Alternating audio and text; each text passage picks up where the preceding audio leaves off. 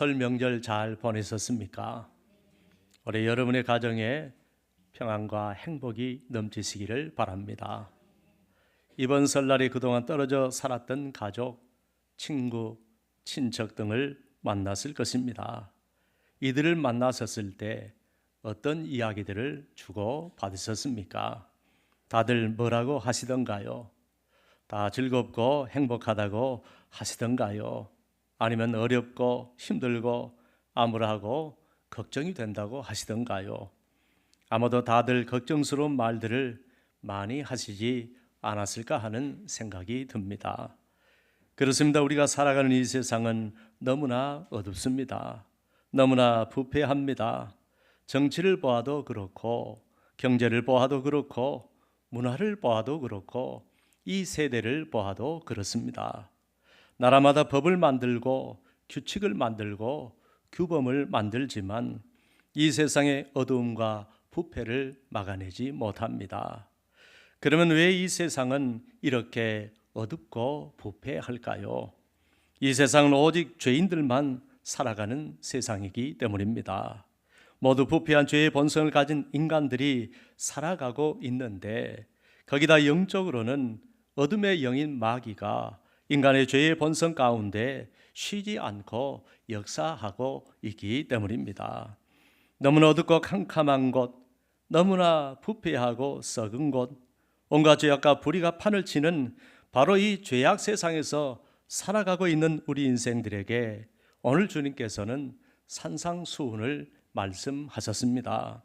산상수훈이란 주님께서 산 위에서 베푸신 교훈이라는 뜻입니다.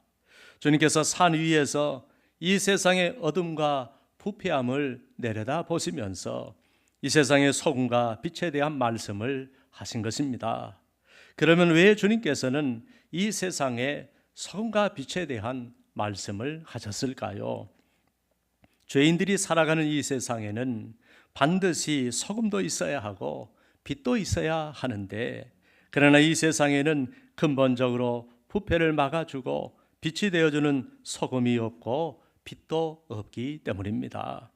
여러분, 모든 사람이 죄를 범했습니다. 눈을 씻고 찾아봐도 이 세상에는 단 한 사람도 하나님의 영광에 이르지 못했습니다. 이 어둡고 부패한 이 죄악 세상을 구원하시려고 주님께서 이 세상에 찾아오신 것입니다. 그리고 여전히 어둠 속에 살아가는 우리들, 여전히 부패하고 썩은 세상에서 고통을 당하고 있는 우리들을 구원하시고 우리에게 이 세상의 소금과 빛의 사명을 부탁하시려고 우리를 찾아오셨습니다. 그러므로 본문 13절에 너희는 세상의 소금이니 소금이 만일 그 맛을 잃으면 무엇으로 짜게 하리요? 라고 말씀하셨습니다. 그리고 14절에 너희는 세상의 빛이라 산 위에 있는 동네가 숨겨지지 못할 것이요 라고 말씀하셨습니다. 소금을 헬라어로 할라스라고 하는데 당시 소금은 매우 귀한 자원이었고 음식이 쉽게 부패하던 시대에 반드시 필요한 물질이었습니다. 이 소금은 보존, 정화, 맛을 내는 것, 언약 등을 상징했습니다. 성경에서 소금은 영적 순결함, 변하지 않는 가치를 가진 것, 부패를 방지하는 것을 의미했습니다. 그러나 이 세상에 소금 같으신 분은 오직 주님 한 분밖에 없습니다. 왜냐하면 이 세상의 모든 사람은 다 부패했기 때문에 그 부패를 막을 소금 같은 사람은 단 한 사람도 없기 때문입니다. 그러므로 소금 같으신 주님이 부패한 이 세상을 구원하시려고 이 세상에 소금처럼 찾아오신 것입니다. 또한 여기서 빛은 헬라어로 포스라고 하는데 이것은 단순한 물리적 빛을 넘어 생명과 진리를 비추는 빛을 말합니다. 그런데 생명과 진리를 비추는 참 빛은 오직 하나님 한 분뿐인 것입니다. 그러므로 구약 성경은 여호와는 영원한 빛, 생명의 빛이라고 하셨습니다. 신약 성경 곧 하나님은 빛이시라 그에게는 어둠이 조금도 없으시다고 하셨습니다. 그러므로 오직 하나님께만 빛이 있고 하나님만이 참 빛이신 것입니다. 그런데 그 빛이 이 세상에 오셨습니다. 참빛이신 하나님이 사람의 몸을 입고 이 땅에 오셨습니다. 이에 요한복음은 참빛과 세상에 와서 각 사람에게 비추는 빛이 있었다고 증거했습니다. 그리고 그 구원과 생명의 빛은 예수 그리스도라고 하셨습니다. 그 주님이 우리를 찾아오셔서 자신에게 있는 성과 빛의 능력으로 먼저 우리 안에 있는 부패한 죄악과 어둠을 몰아내 주시고 성과 빛의 능력을 주셔서 이제는 너희가 이 세상의 소금이 되고 빛이 되라고 말씀하셨습니다. 그러므로 주님의 성과 빛의 능력을 받아들이고 주님을 믿는 성도들만이 이 세상의 성과 빛이 될 수 있는 것입니다. 그래서 오늘 주님께서는 이 세상의 성과 빛에 대한 말씀을 오직 주님을 믿는 사람들에게만 말씀하신 것입니다.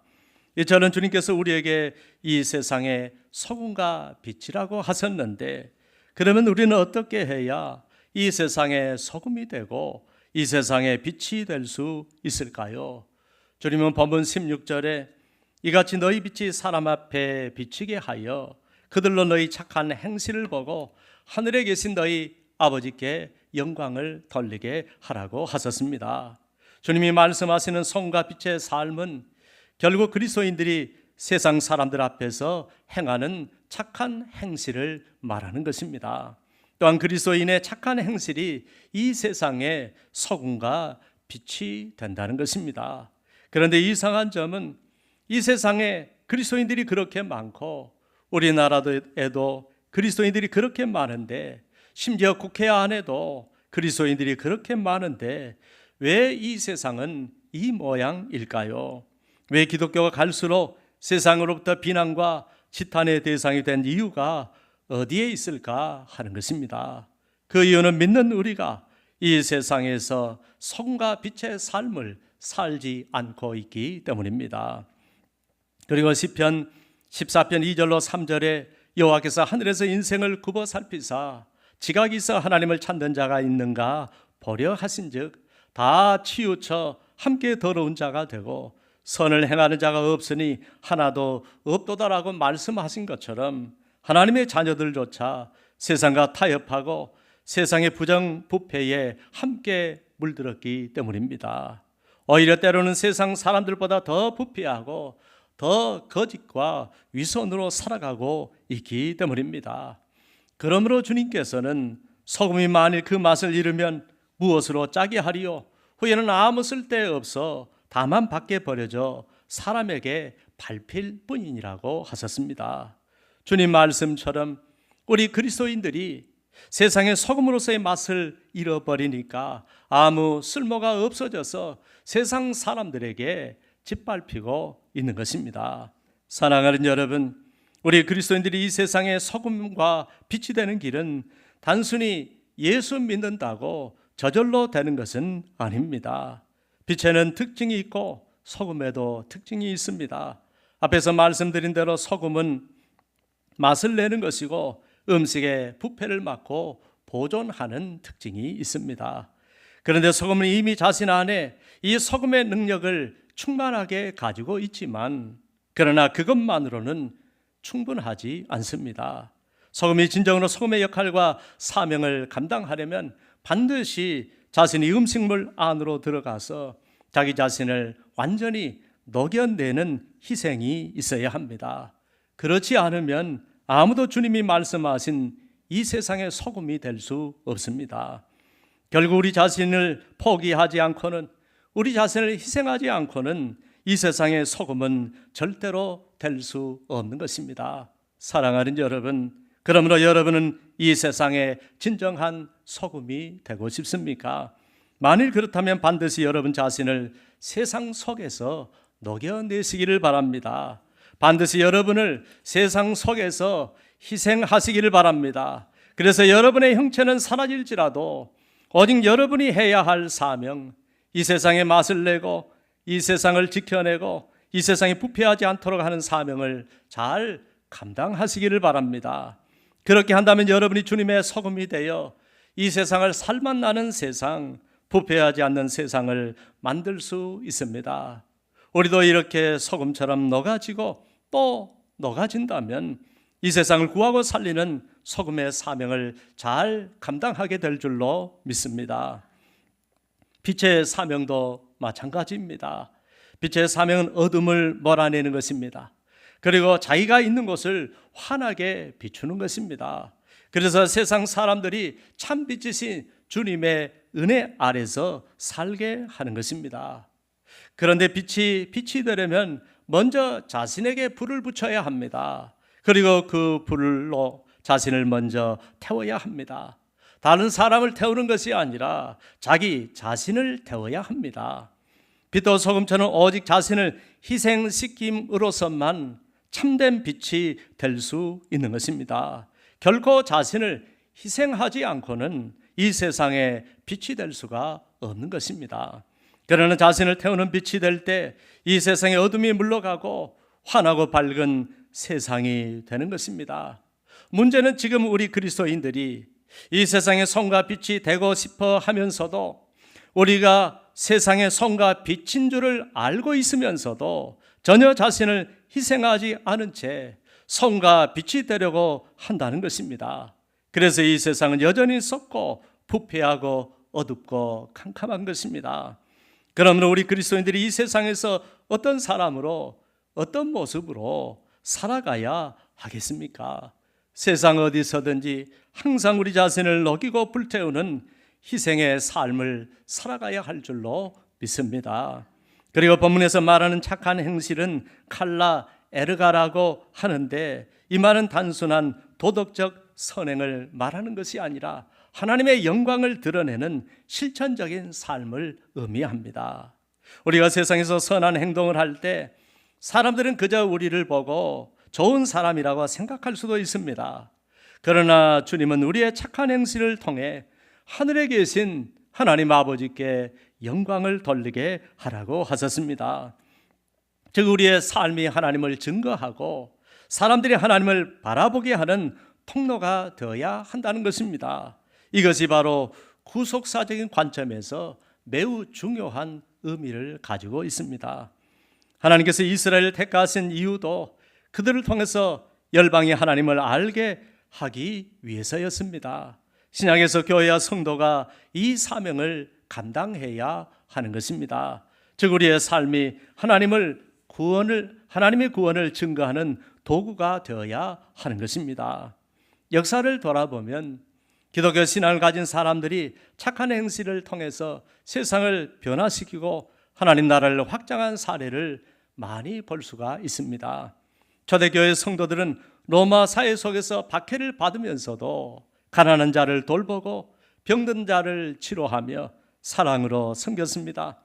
그 결과 로마 사회는 기독교의 영향력 아래 변화되기 시작했습니다.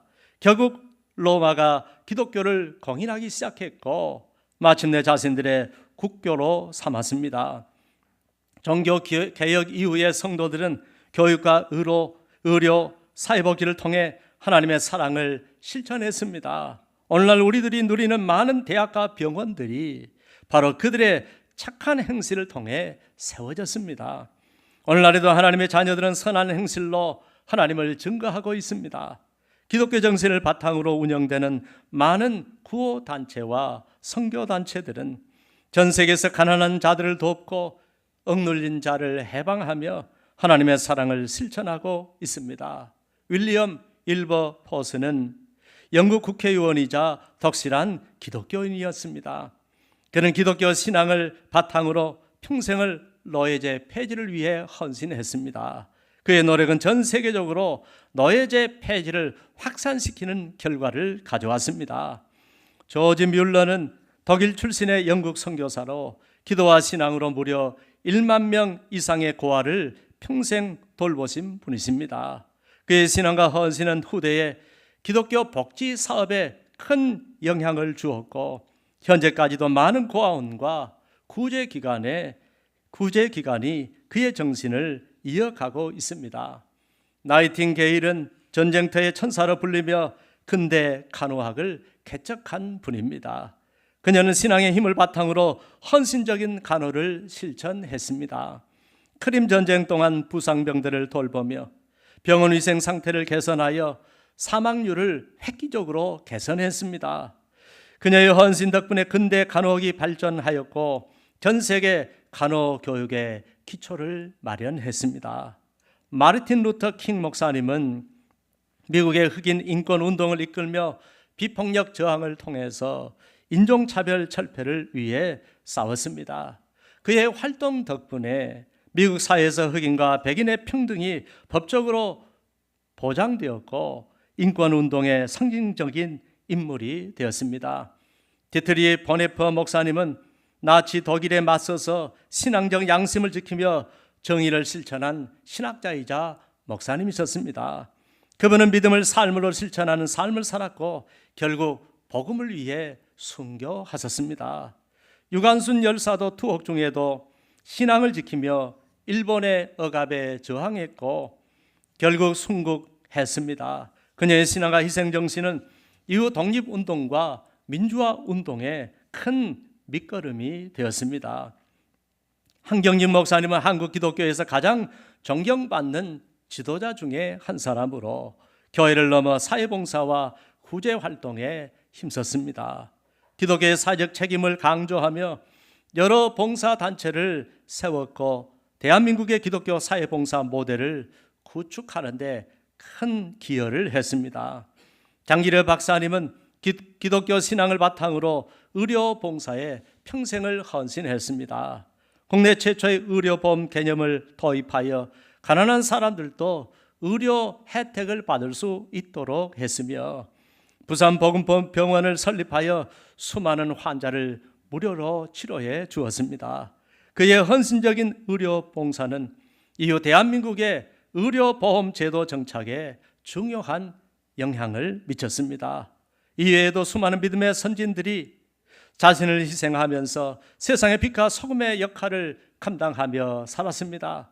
그분들의 손과 빛의 수고 덕분에 하나님께서 영광을 받으시고 오늘날 이 세상이 많은 혜택을 누리며 살고 있습니다.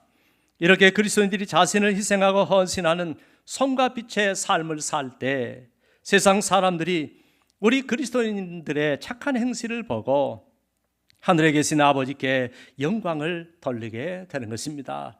그러므로 우리들도 이분들처럼 착한 행실을 통하여 하나님께 영광을 돌리는 삶을 살아야 하지 않겠습니까? 사랑하는 여러분, 지금 우리 대한민국은 여러 가지 사회적, 도덕적, 경제적, 정치적 혼란 속에 있습니다. 사회 전반적으로 윤리와 도덕성이 땅바닥에 떨어지고 있습니다. 빈부격차가 심화되고 많은 사람들이 경제적 어려움을 겪고 있습니다. 젊은 세대는 상대주의와 물질주의 속에서 방황하고 있습니다. 일부 교회의 잘못된 행실로 인해 기독교에 대한 사회적 신뢰가 땅바닥에 떨어지고 있습니다. 극단적인 이념 갈등과 분열이 매우 심각해지고 있습니다. 이러한 현실 속에서 주님께서 말씀하신 세상의 손과 빛의 역할을 감당하려면 우리가 어떻게 해야 할까요? 첫째, 도덕성과 정직을 회복하는 삶을 살아야 합니다. 대한민국 사회는 점점 물질적 성공과 이기주의를 중요하게 여기고 있습니다. 그러나 믿는 자들은 도덕성과 정직을 지키는 삶을 살아야 합니다. 직장에서 정직한 신앙인들이 되시기를 바랍니다. 공정한 가격을 지불하고 부당한 거래에 동참하지 않아야 합니다. 거짓말을 하지 않고 삶으로 신앙을 증거하며 살아야 합니다. 부정한 청탁을 그리고 편법을 거부하고 공정한 사회를 만들기 위해서 노력해야 합니다. 둘째, 사회적 약자를 돌보고 사랑을 실천하는 삶을 살아야 합니다. 주님은 연약한 자들, 소외된 자들을 사랑하셨습니다. 오늘날 한국 사회에서도 가난한 자, 외로운 자, 소외된 자들이 너무 많습니다. 우리 주변의 어려운 이웃, 어려운 가족을 위해 우리 개인과 교회가 함께 이들을 돌보는 일에 실천해야 합니다. 그래서 우리 교회는 성탄절 헌금을 어려운 교회 이웃들, 어려운 교회를 위해 사용하고 있습니다. 이번 설날에도 경로당을 비롯하여 주변 이웃들에게 선물을 함께 나누는 삶을 실천하였습니다. 앞으로 이러한 돌봄이 우리 교회에서 더욱 풍성하게 이루어지기를 소망합니다. 셋째, 사회의 부패를 막고 진리를 전하는 삶을 살아야 합니다. 믿는 자들은 하나님의 말씀을 열심히 배우고 묵상하여 옳고 그름을 분별하는 용기를 가져야 합니다. 세상 속에서 불의한 일이 있을 때 침묵하지 말고 하나님의 정의를 외치는 삶을 살아야 합니다. 특히 가짜 뉴스와 가짜 정보에 휘둘리지 말아야 합니다. 그러려면 반드시 날마다 보내드리는 새벽기도의 말씀을 잘 듣고 묵상하며 그 말씀을 붙잡고 기도의 삶을 살아가시기를 바랍니다. 또한 가정이 무너지는 사회에서 믿는 자들이 먼저 건강한 결혼과 올바른 자녀 교육을 실천하시기를 바랍니다. 넷째, 개인적인 삶 속에서 복음을 전하는 삶을 살아가시기를 바랍니다. 그래서 세상 사람들 속에 있는 영적인 어둠을 몰아내 주시기를 바랍니다. 마지막으로 우리의 삶의 자리에서 주님의 복음을 전하며 살아야 합니다. 직장과 학교에서 믿음의 본을 보이시기를 바랍니다. 부정적인 말 대신에 격려하는 말, 사랑의 행동을 실천하시기를 바랍니다. 주변 사람들에게 부담스럽지 않게 삶으로 먼저 예수님의 사랑을 보여주십시오. 가정에서 신앙을 지키고 자녀들에게 전수하십시오. 그러려면 부모가 먼저 하나님을 신뢰하는 모습을 보여줄 때 다음 세대도 믿음을 갖게 될 것입니다. 매일 기도하는 삶을 실천하십시오. 세상을 변화시키는 첫걸음은 기도하는 삶입니다. 대한민국을 위해 기도하시고 주변의 영혼들을 위해 기도하시기를 바랍니다. 사랑하는 여러분, 구원받은 우리의 삶이 단순히 개인의 성공이나 명예를 위한 것이 아니라 하나님의 영광을 드러내는 도구가 되어야 합니다.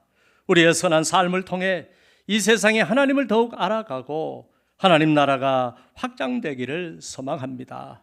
이제는 더 이상 하나님의 자녀들인 우리가 세상에서 소금도 빛도 되지 않고 살아가다가 밖에 버려져서 세상 사람들의 발에 짓밟히는 신세가 되지 말고 이기적인 삶으로 하나님 아버지의 영광을 가리지 말고 세상 사람들이 우리의 착한 행실을 보고 하나님께 영광을 돌리게 하는 삶을 살아가시기를 바랍니다. 그리고 우리들의 착한 행실로 인해 세상 사람들의 마음의 문이 활짝 열려서 그 활짝 열려진 마음의 문으로 주의 복음을 전하여 구원의 역사를 이루어 가시기를 바랍니다. 그러면 우리의 착한 행실 때문에 이 세상은 더욱 살맛나는 세상이 되고 부패하지 않는 세상이 되고 어둠이 사라지고 밝고 환한 세상이 될 줄로 믿습니다.